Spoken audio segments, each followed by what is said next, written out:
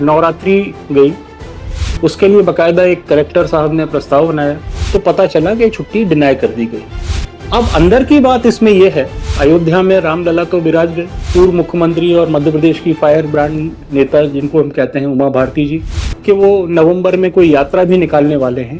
इस सबको घटनाक्रम को देखते हुए लगता है कि मध्य प्रदेश को कहीं इग्नोर नहीं किया जा सकता। उत्तर प्रदेश के आने वाले विधानसभा चुनाव में भी इसका कुछ लाभ लिया जा सके, क्योंकि अब अधिकांश डॉक्टर्स जो हैं वो रिपोर्ट के बेसिस पे ही ट्रीटमेंट करते हैं। वैसी ही स्थिति कुछ अधिकारियों की है मंत्रालय के। मुख्यमंत्री डॉक्टर मोहन यादव की सुरक्षा में चूक की। हमारे यादव जी पे महाकाल की कृपा बनी हुई है, कार्रवाई इसलिए जरूरी है। अब अंदर की बात इसमें यह है। नमस्कार, मैं हूं मनीष दीक्षित। पीपल्स अपडेट में आपके लिए लेके आया हूं अंदर की बात। अभी हाल ही में नवरात्रि गई, नवरात्रि के लिए एक प्रस्ताव बनाया गया कि नवरात्रि में भोपाल में, यानी कि मध्य प्रदेश की राजधानी में, लोकल हॉलीडे होगा, स्थानीय अवकाश जिसको हम बोलते हैं।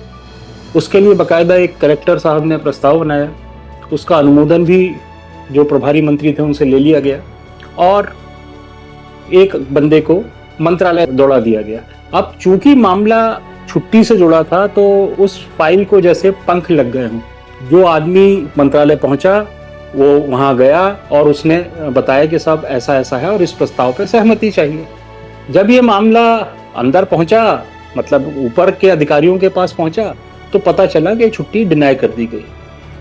अब अंदर की बात इसमें यह है कि जब मुख्य सचिव श्री अनुराग जैन के संज्ञान में ये मामला आया तो अनुराग जैन ने यह कहकर इस प्रस्ताव को खारिज कर दिया कि ऑलरेडी अक्टूबर में काफ़ी छुट्टियां हैं और अगर स्थानीय अवकाश 1 तारीख को दे देंगे तो 2 तारीख को वैसे ही गांधी जयंती या दशहरा के लिए छुट्टी है, फिर सैटरडे संडे आ जाता है। अच्छा, भोपाल के कई कर्मचारियों ने ऑलरेडी एक सीएल लेके रखी थी कि एक लंबा वीकेंड उनको होगा।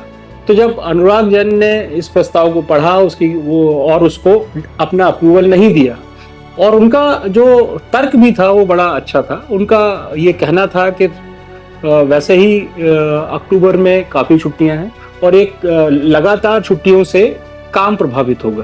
तो हम तो अनुराग जैन के या मुख्य सचिव के इस जो प्रयास है या उनका जो स्टैंड है छुट्टियों को लेकर, उसको जाहिर है उस जज्बे को सलाम करते हैं।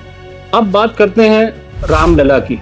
अयोध्या में रामलला तो विराज गए और एक भारतीय जनता पार्टी और उससे जुड़े हुए संगठन या आरएसएस से जुड़े हुए संगठन जो थे, उन्होंने इसको एक बहुत बड़ा मुद्दा बनाया। पूरे देश भर में इसके लिए सेंटिमेंट्स जगे लोगों के, और एक लंबे संघर्ष के बाद अयोध्या में राम मंदिर बन गया। अच्छा, राम मंदिर की जब भी बात आएगी तो उसमें मध्य प्रदेश के भी कुछ लोगों के नाम हमेशा, जब भी इस आंदोलन के बारे में बात होगा तो पूर्व मुख्यमंत्री और मध्य प्रदेश की फायर ब्रांड नेता जिनको हम कहते हैं उमा भारती जी, उनका नाम हमेशा आएगा। उस समय बजरंग दल के बड़े एक्टिव कार्यकर्ता हुआ करते थे जयभान सिंह पवैया, उनका नाम भी बड़े उस आंदोलन से जोड़ के देखा जाता है। अब हाल ही में क्या हुआ है कि मध्य प्रदेश से ही जुड़े बागेश्वर के धीरेन्द्र शास्त्री जी ने एक बार उसके अयोध्या के पड़ोस का मामला फिर से उसको हवा दे दी है, और वो ऐसा सुनने में आया है कि वो नवंबर में कोई यात्रा भी निकालने वाले हैं।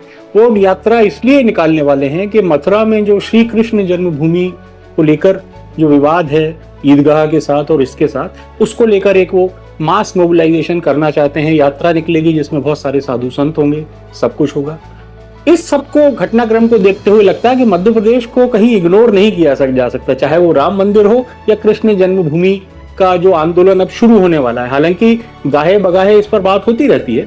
अब ऐसा लगता है कि ये मामला, क्योंकि ये जो स्थल है ये मथुरा उत्तर प्रदेश में है, तो हो सकता है कि इसका उत्तर प्रदेश के आने वाले विधानसभा चुनाव में भी इसका कुछ लाभ लिया जा सके।